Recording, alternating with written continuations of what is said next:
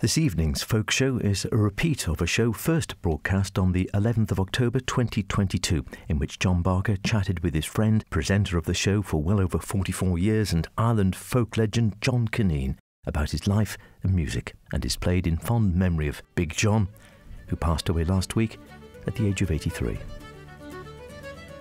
First am I. Good evening and welcome to the Manx Radio Folk Show with me, John Barker.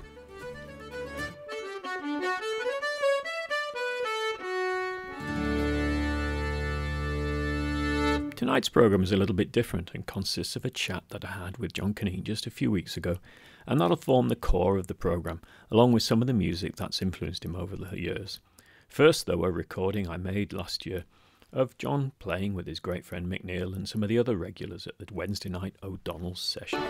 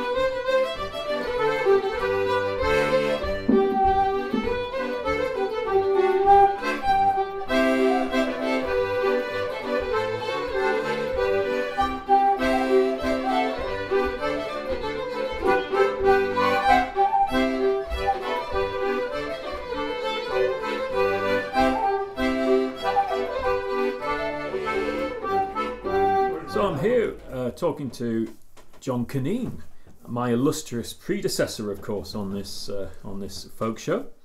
Good to get the chance to sit down with you, John, and talk to you.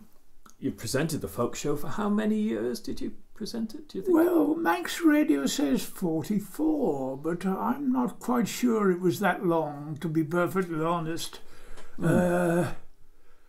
I know I took over from David Collister. The late David Collister, you may remember, was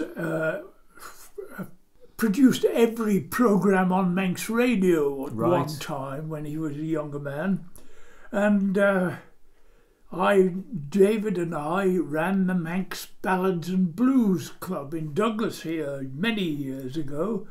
And he got this job at Manx Radio, or these jobs at Manx Radio, where he did these programmes, and he ended up doing so many. He said to me, would I be interested in doing the folk music programme? Right. So sometime, I would say in the 60s, I began doing the programme. I took over from him. Right, excellent.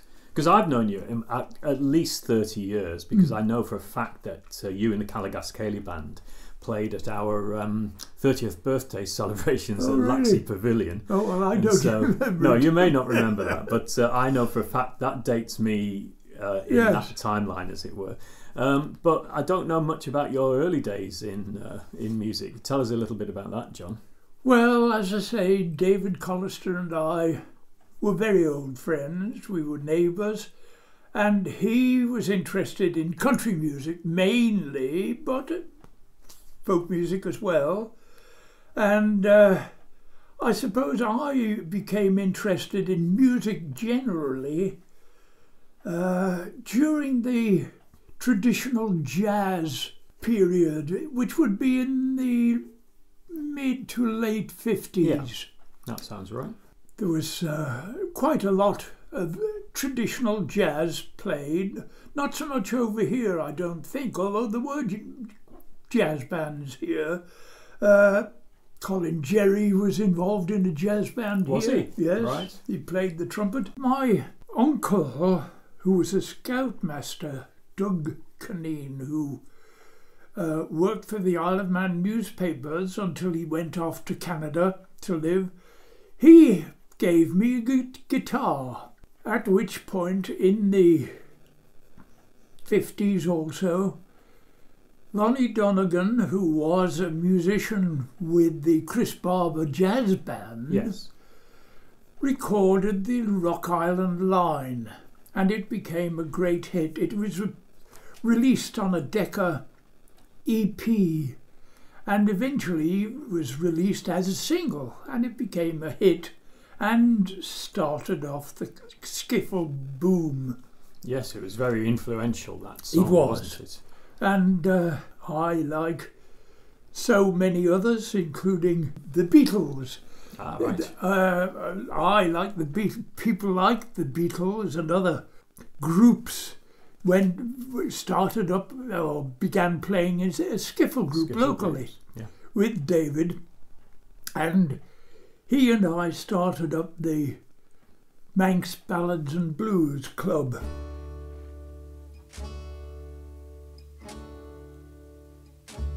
Now this here's a story about the Rock Island Line. The Rock Island Line, she runs down into New Orleans. And just outside of New Orleans, there's a big toll gate. And all the trains that go through the toll gate, well, they gotta pay the man some money. But of course, if you got certain things on board, you're okay, you don't have to pay the man nothing. And just now we see a train, she coming down the line. And when she come up near the toll gate, the driver, he shout down to the man, he say, I got pigs, I got horses, I got cows, I got sheep, I got all livestock, I got all livestock, I got all livestock. And the man say, well, you all right, boy, just get on through, you don't have to pay me nothing. And the train go through. And when you go through the toll gate, the train get up a little bit of steam and a little bit of speed. And when the driver think he's safely on the other side, he shout back down the line to the man. He said, I fooled you, I fooled you. I got pig iron, I got pig iron, I got old pig iron.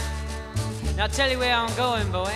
Down the Rock Island Line, she's a mighty good road. The Rock Island Line is the road to ride. Yes, the Rock Island Line is a mighty good road. And if you want to ride it, got to ride it like you find to get your ticket at the station on the Rock Island Line.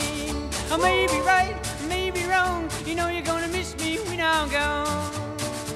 Down the Rock Island Line, she's a mighty good road. The Rock Island Line is the road to ride. Yes, the Rock Island Line is a mighty good road. And if you want to ride it, got to ride it like you find to get your ticket at the station on the Rock Island Line.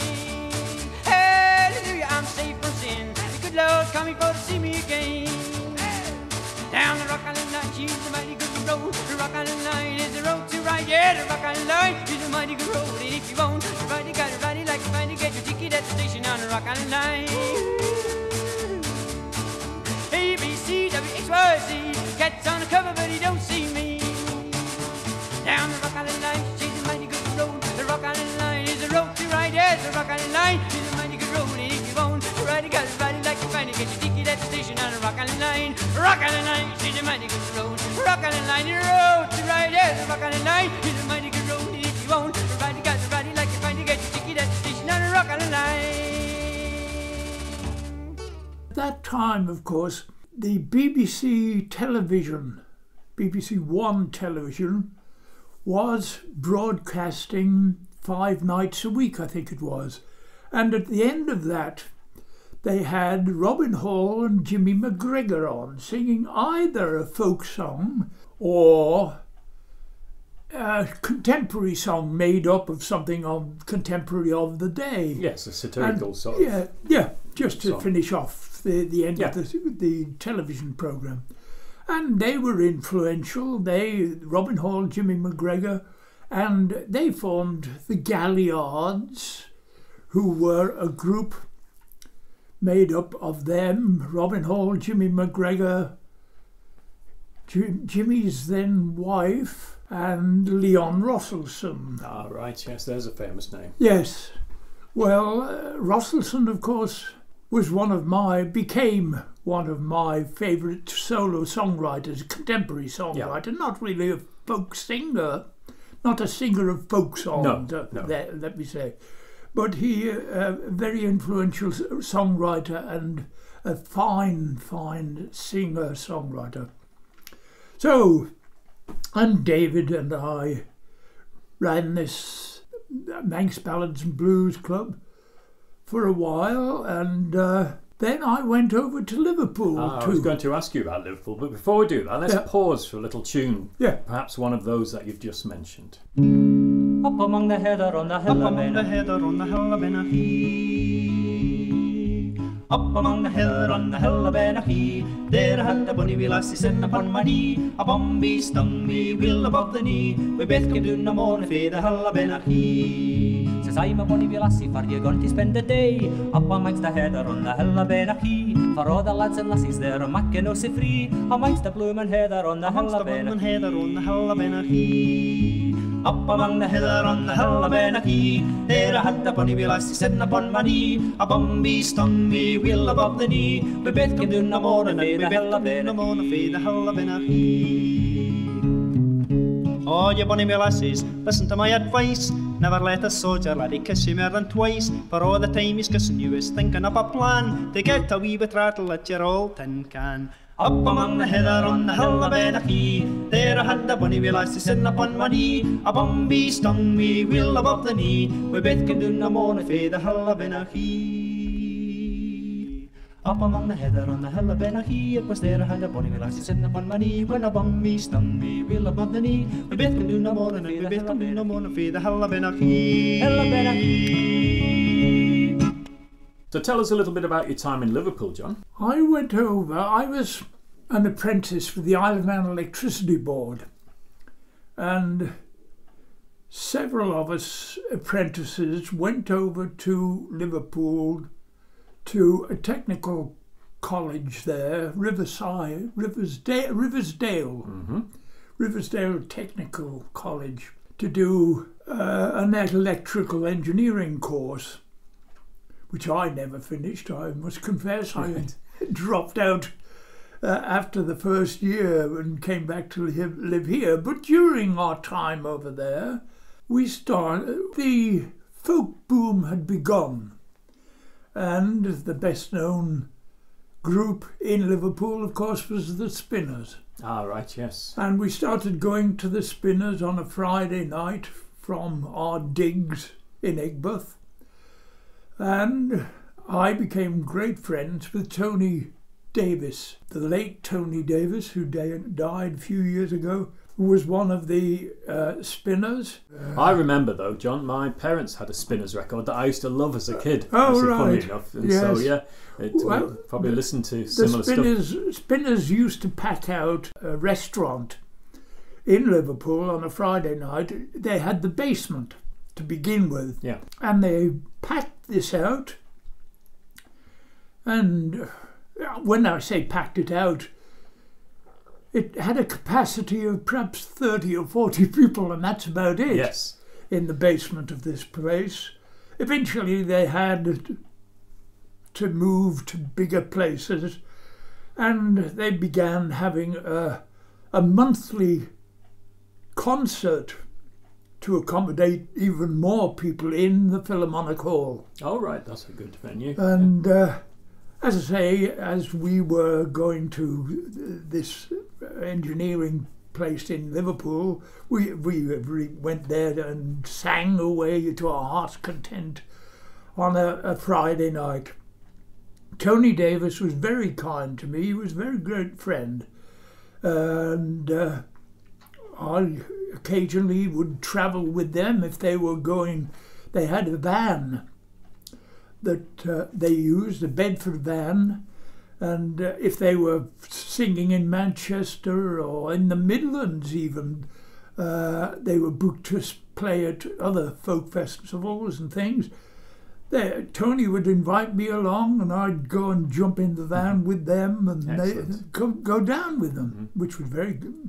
I mean, they had under no obligation, but they were just great friends. Yeah, indeed. I came back to the Isle of Man, and in the early 60s, well, I came back to the Isle of Man, and continued my time with the Isle of Man Electricity Board, completed my employment with them, and went to work with the Merseyside and North Wales Electricity Department, Manweb.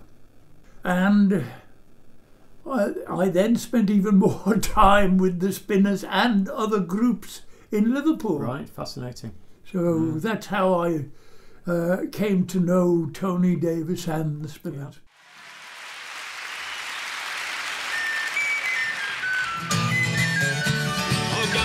You sailor boys and listen to my plea, and when you've had the tale, pity me. For I was a ready fool in the port of Liverpool the first time that I come home from sea. I was paid about the home from the port of Sierra Leone, £4 a month it was me pay.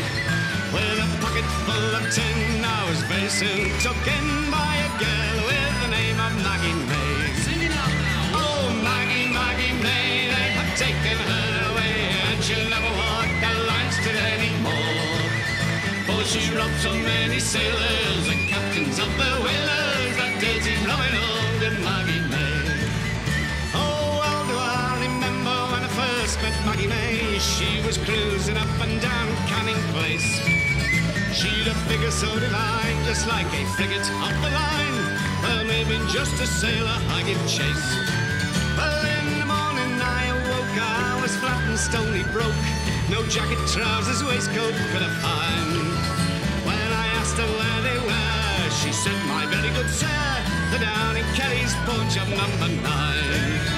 Oh, Maggie, Maggie May, they have taken her away, and she'll never walk the line street anymore. She's robbed so many sailors and captains of the whalers, that dirty Robin Hood and Maggie May. Liverpool Philharmonic Orchestra.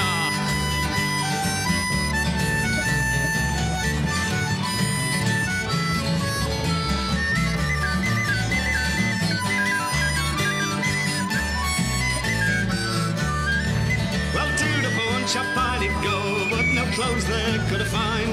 Policeman come when he took that girl away. Well, a judge she guilty found her of robbing homeward bound her and paid her passage out to Boston Bay last time.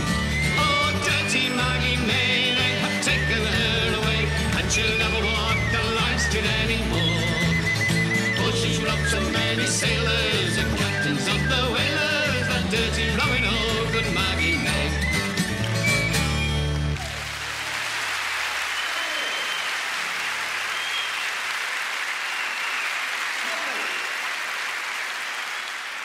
So at what point did you start playing the melodeon, which is really your main instrument, isn't it? Well, it's my main instrument now, but at that time, as I said earlier, my uncle had given me a guitar. Yeah.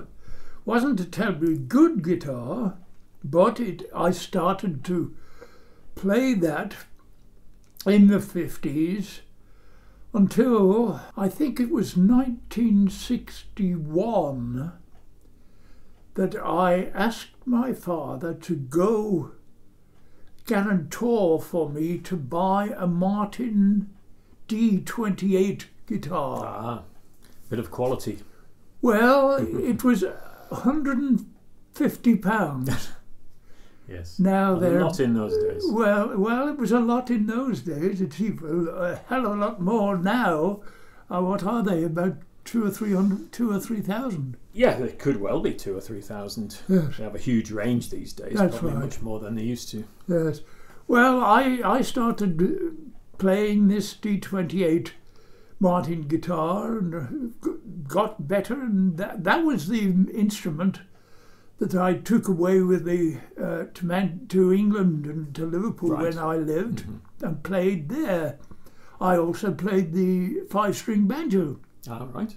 And as I say, when I came back to the Isle of Man, I continued to play the guitar up to, I would say, it's difficult to tell now, 10, 15 years ago I began playing the button accordion. Is it only that time you've been playing the Yeah. accordion? Really? I would say so, yes. Gosh. I thought it was much longer than that. No, I don't think so. And it was going to the Mary Malloy's sessions in Laxey. Yes. That, Which was the first sessions I went to on the yes. island, yes. Yeah, that I began playing the melodeon there. That must be why I think of you as always playing it, because all the time I've known you. Well, yes. From those Laxey sessions, Well, which are it's- actually more like 30 years ago, I think, John. Really? How time flies. Memory is going. But it was just playing in the sessions, along with all the other musicians that went to those sessions, that I improved.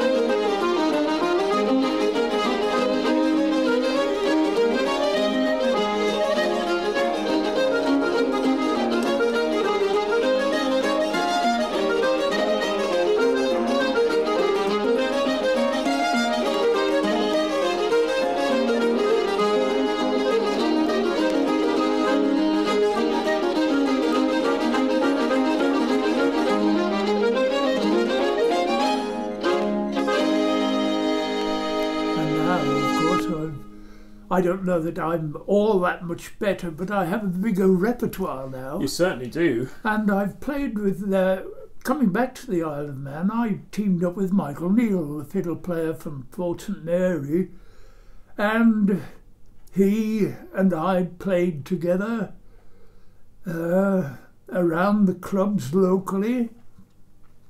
And then, of course, he and I and Ian Radcliffe and Bob Carswell started up the Callagast Cayley Band. And we went on, well, yes, you saying 30 years ago. We were going for 30, I think it's 34 years. Yes, Callagast Cayley Band. Mm. Yes, very much a fixture of the Manx scene. Yes, we played for weddings. Well, I don't know that we ever played for a funeral. we certainly played for a lot of weddings. Absolutely. Anyway. Any function at all, and we would play for it if people would ask. Absolutely, I remember that very much so. Yes, we enjoyed it. We had got into the habit, frowned on in some parts of the Manx traditionalists, of playing any sort of music from anywhere. Yes. It wasn't just Manx music, it became Irish music, or English music, Scottish music, anything. Yes, because you've got quite a repertoire of English tunes as well, haven't you? Yeah. Yes. Mm. Yes. And so I mean, that was when I put the guitar aside, really. I hadn't. This year I got the guitar out with which is now in a case, which cost me as much 4 or 5 years ago as the guitar itself had cost when I first bought it. £150 the case cost. It would do. I got it out of the case, and by golly, I played a couple of things on it, and the ends of my left-hand fingernails on the strings were very sore. Yes, not the old calluses have gone. They have. That's right. Washing dishes and that sort of thing, and it's removed the calluses from the fingers. So I would like to get back into the habit of playing the guitar, but I think the thing is to have it at hand. So that's right. So it's near you and you can pick it up. That's right. It's not an effort to go and get it. Yes, exactly. I would have. I always found that doing half an hour's practice was every day was far better than a couple of hours practice once a week. Yes. Far better. Yes, I'm doing the same at the moment because, funnily enough, you mentioned it before, but I just bought myself a 5-string banjo. Oh, right. So I'm trying to get the claw hammer style off. It's not natural to me. Oh, well, but, I could never manage the claw hammer. No, I don't think it comes easily to a guitarist in many ways. No. So that's out. And as you say, I can pick it up for 10 minutes here and 10 minutes there. Yeah. That's the way to do it. So are there any particular highlights? Obviously, it sounds like being on the road with the Spinners and all sorts would be a highlight. Any other highlights that come to mind of your musical career? Well, I met many of the singers on the scene. Played solo in the Sports Guild in Manchester, but used to go to the National Folk Festival. I met Ewan McCall, A.L. Lloyd. I was a member of I was with a group of Jim Peden, his wife Shirley, and myself were in a 3-piece group. Jim and Shirley were both school teachers, and when the Spinners went to a larger place than their original basement, we went on a Friday night, no, it was a Tuesday night, to this place that they had been in, and we ran a folk club there for many years. We travelled all over the country. I met Pete Seeger when he came to Liverpool, Yes. You know, Right in the thick of it, really, of yes. that folk revival. Yes, yes. Excellent. And then let me see, be about 46, 47 years ago, my father died, so I came back from Liverpool to the Isle of Man to live. And as I say, began getting involved in local music. I started going over to the White House in Peel on the Saturday night, where they played Manx music. Very much so. That was the heart of the sort of The Manx revival, wasn't it? Yes, it was. Yes. Colin Jerry produced his 3 books of Manx tunes, which were invaluable. Totally. To most musicians in the Isle of Man. Perhaps not as often used these days as it was, but it did start up a good repertoire for people to learn. Oh, very much so. And I remember Colin being there in the White House in my earlier days on the island, indeed. He was a very influential figure, wasn't he? He was, indeed, yes. Yes, and when he stopped playing or going to the White House, he would go to the session that was being held in the Tynwald Inn. Yes. He would go there and just join in. And while the White House was specifically Manx and other traditions were frowned upon, Colin was quite happy to go to the Tynwald Inn and play anything that was played there. As long as there was a Manx session somewhere, although sessions could exist elsewhere. Happily alongside. That's right. Yes. Very good. And so that must have then led you towards Manx Radio. And so how did things change at Manx Radio over your years there? It must have changed quite a bit, technology-wise and personnel-wise. Oh, well, yes, I suppose so. As I say, David Collister invited me to take over from him, which I did. I have always I've been always, let's say, folk music.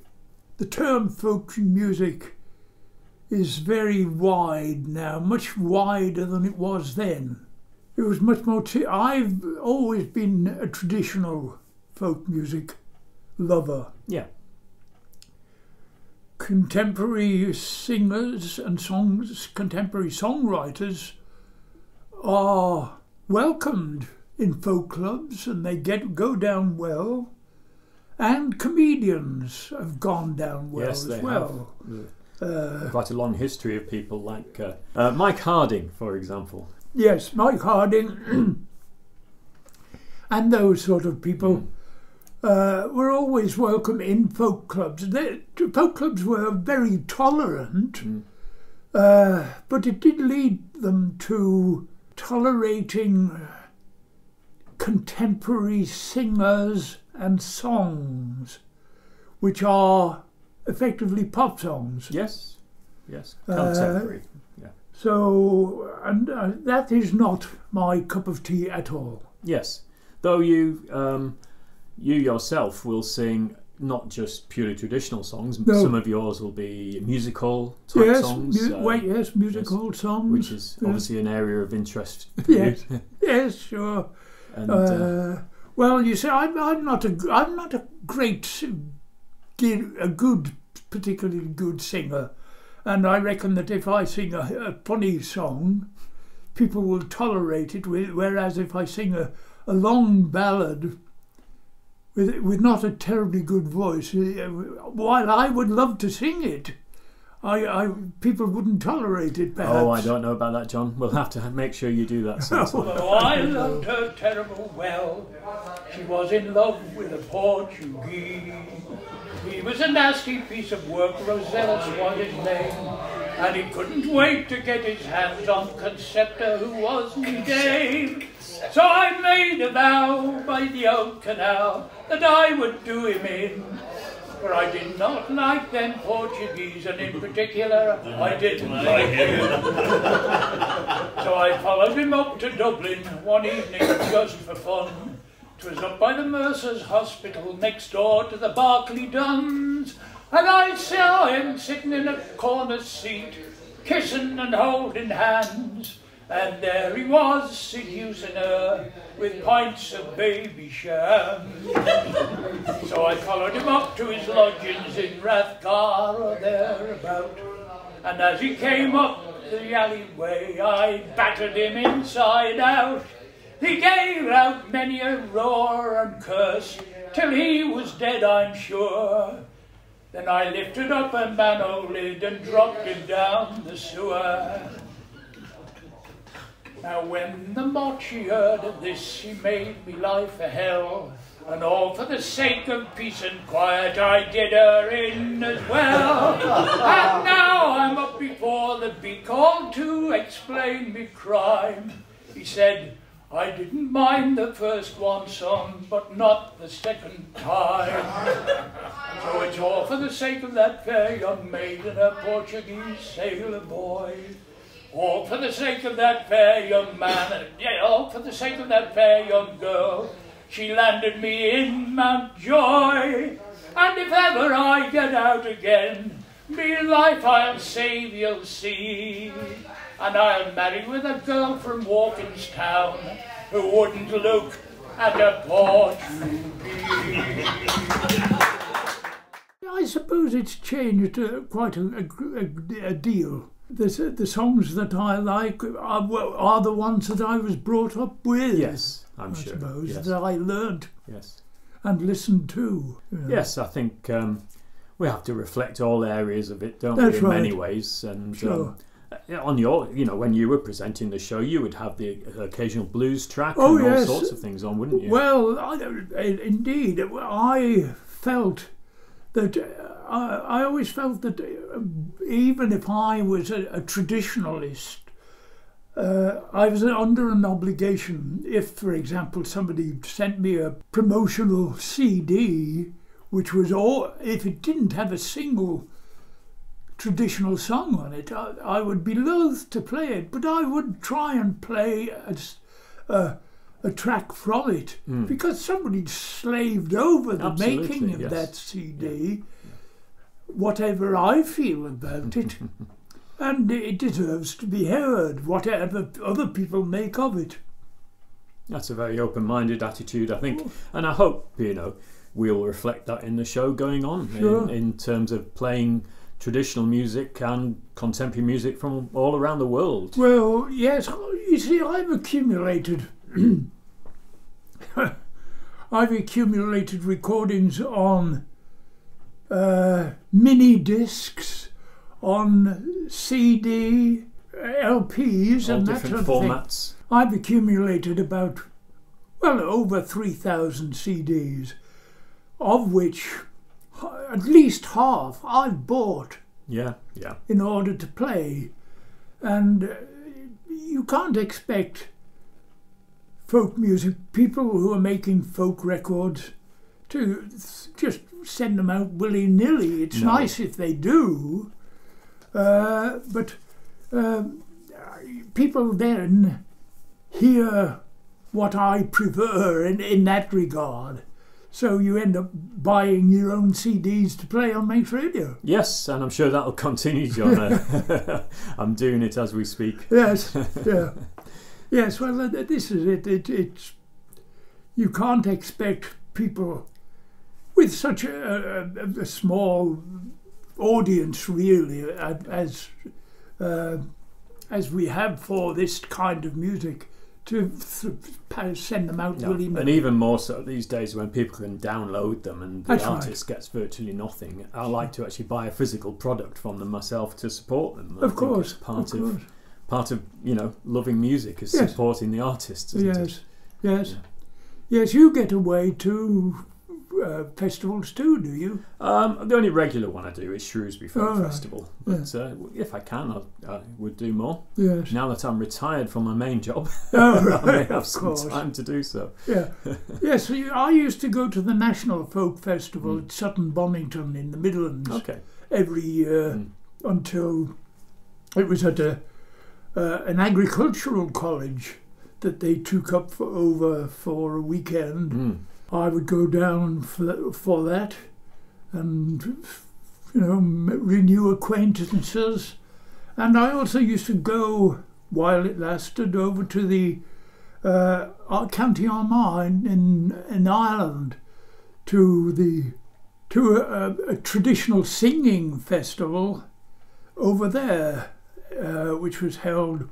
The Sutton Bonington one, the English one, was held in June, and I think the Irish one was held in October.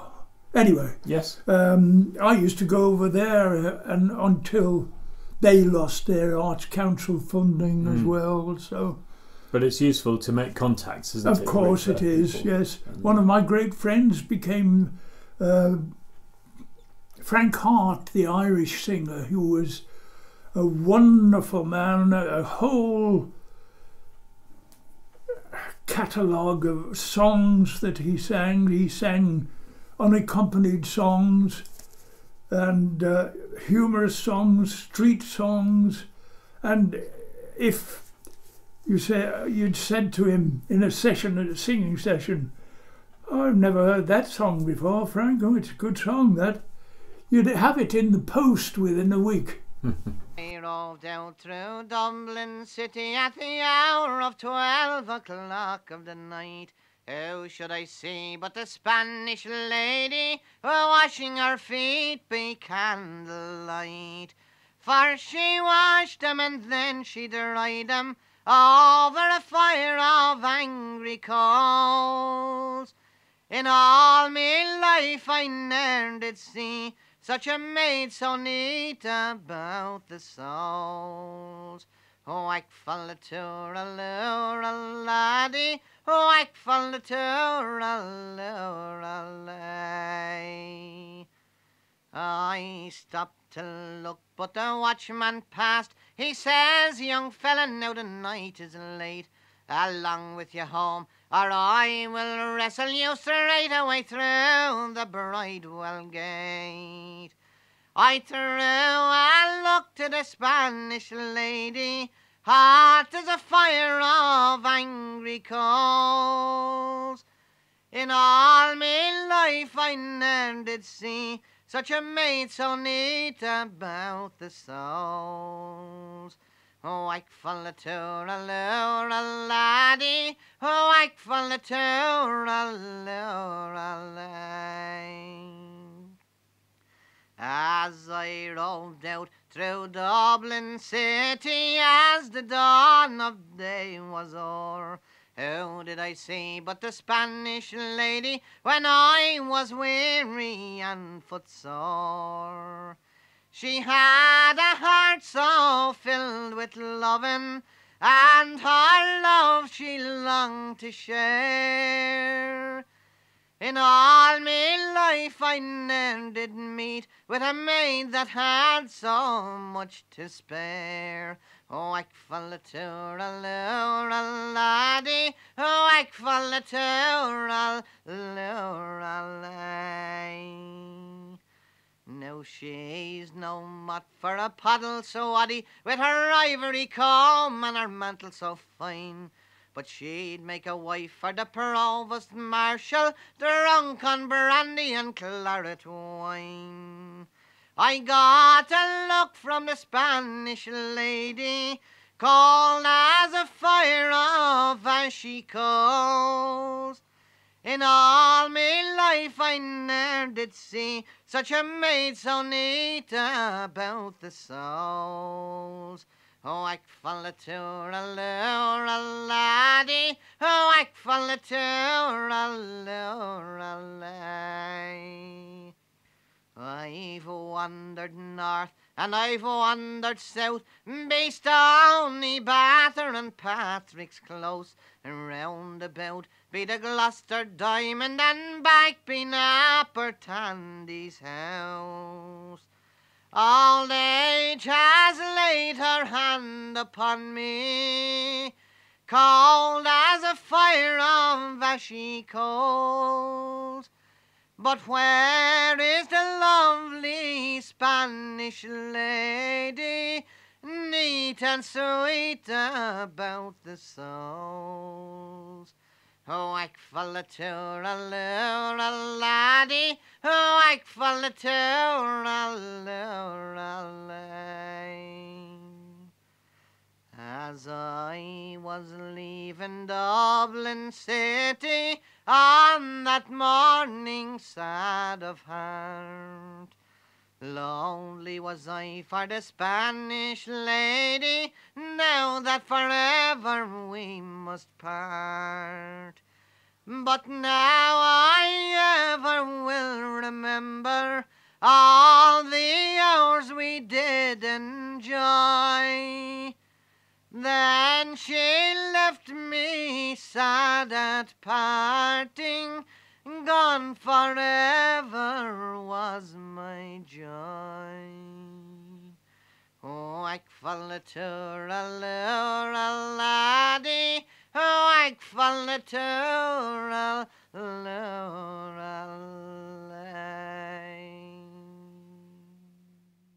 Yes, tell us a little bit about A.L. Lloyd, John. Well, A.L. Did you know him as A.L.? Is that what you No, called him? Bert. Bert, yes, that's right. Bert. He was Bert to friends. He was a contemporary of Ewan MacColl's. He and MacColl both lived in their latter days. Well, I think most of Bert's life he lived in London, but MacColl certainly lived in Manchester in the early days.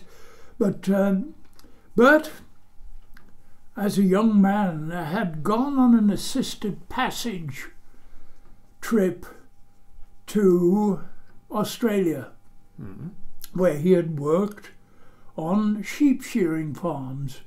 And he had started, I think this had started his interest in folk music.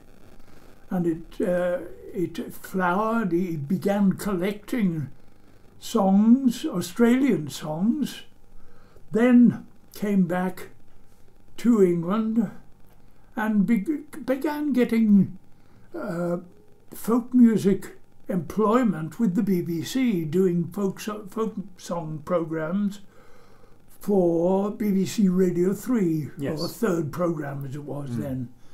And he began doing programmes, and he and MacColl and Peggy Seeger began the Singers Club in London, right, one of the early folk yes, song clubs. I've heard of that. Yeah. And Bert would go round the country being booked at folk clubs. I have one CD which was produced by a professional company of Bert singing at the club that I ran in Runcorn. Okay. And I recorded the evening of Bert singing, and the label was in the Lake District. Can't remember what it's called now. But the Fellside. Fellside. Yes. The label Fellside contacted me, must have been 10, 15 years ago, because they used to send promotional copies of recordings to me, but their boss contacted me one time and said that he had heard somewhere along the way that there was a recording of A.L. Lloyd singing a song which in fact he had sung on this night that I had recorded. So I sent a copy of the whole night off to Fellside Recordings, and they published almost the complete thing. Excellent. Well, we'll have to play a song from that. Yes, sure. Well, I think it's called An Evening with A.L. Lloyd. It's of a merchant's daughter brought up in Callio. Hurrah, me yellow girl, do let me go. She took me in the parlour and said, won't you be me beau? Hurrah, me yellow girl, do let me go. Oh, do let me go, me girl, do let me go.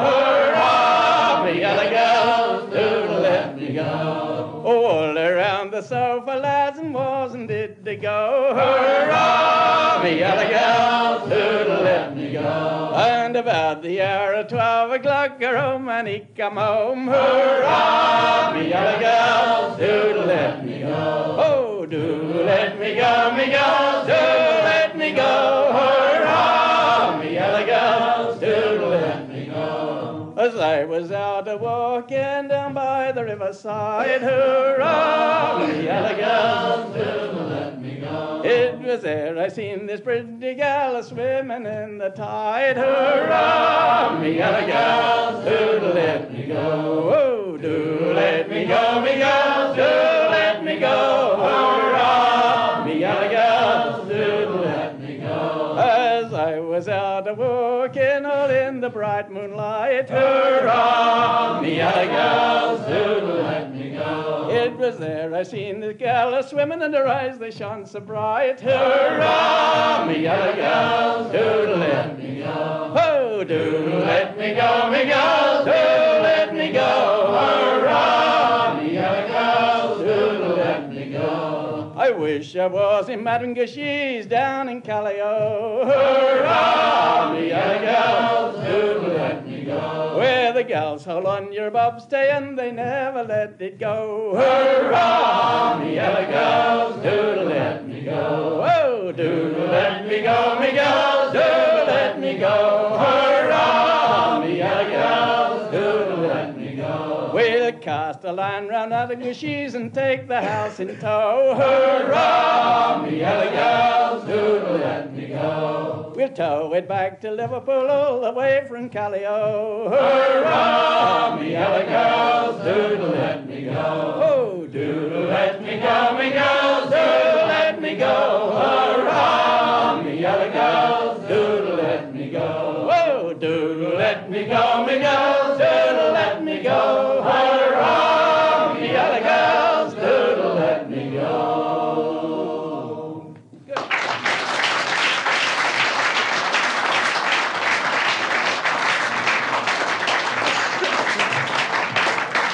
Well, it's been lovely talking to you today, John, and I look forward to seeing you down at O'Donnell's for some time in the near future for a session. Well, I'm getting old now. You see, I'm 82 in October, and getting old and cantankerous and decrepit. The late Bernard Kane used to say he was suffering from galloping decrepitude, and I'm feeling the same now. But my friend Michael Neal, I mentioned earlier, is very kind, and he, when he is on the island, comes round on a Wednesday night and picks me up. I am of the size that needs a large car, you see. Yeah, a bit of height. Yes, Car, just to get the headroom. And he calls and picks me up and takes me down to O'Donnell's, and we have an excellent time more often than not, don't yes. We often sit next to you there, John, and we play along. Exactly. Which I always enjoy. Every man for himself. And I look forward to your songs and tunes next time we see you there. Lovely to speak to you, John. My pleasure.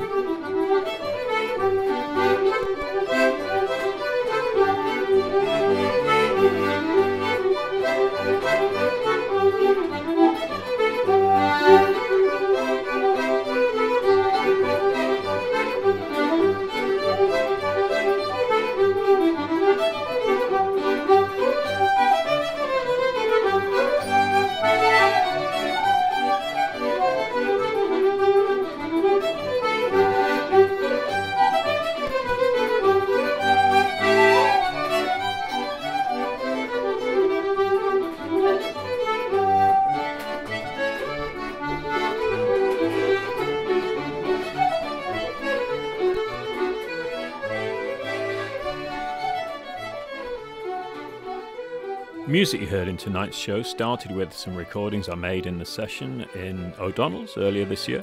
That was followed by Rock Island Line by Lonnie Donegan from the Chris Barber sessions. We then heard Up Among the Heather, which was by Robin Hall and Jimmy McGregor with the Galliards. We then had The Spinners with Maggie May from their recorded in concert album. You then heard Didanen with Duo in G, featuring Frankie Gavin, who was of course over here not too long ago during Incronic this year. You then heard John again with a song about a Portuguese. We then heard Frank Hart with The Spanish Lady from his album Through Dublin City. And finally A.L. Lloyd with Doodle Let Me Go, or Yalla Girls, from the album in fact which John recorded himself back in 1972.